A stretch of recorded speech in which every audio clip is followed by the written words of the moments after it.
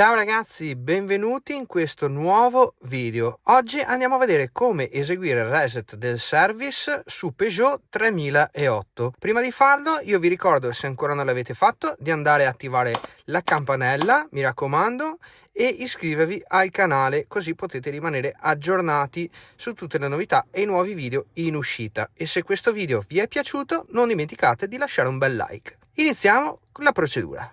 Vai! Andando a girare il quadro, come si può vedere, compare il simbolo della chiave inglese con i chilometri restanti. Ora dobbiamo andare a spegnere il quadro ed andare a premere questo tasto qui. Vado a premere il tasto con la chiave inglese, tengo premuto e giro il quadro.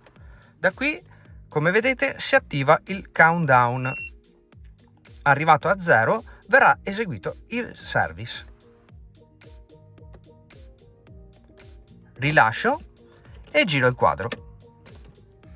Per verificare che il reset sia stato fatto con successo, giro il quadro e vado a controllare premendo sempre lo stesso tasto. Premo e vedo qui, ecco, il prossimo service a 30.000 km.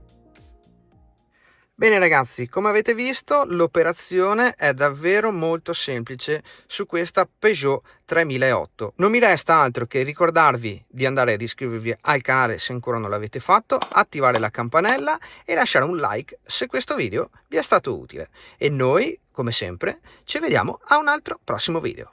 Ciao!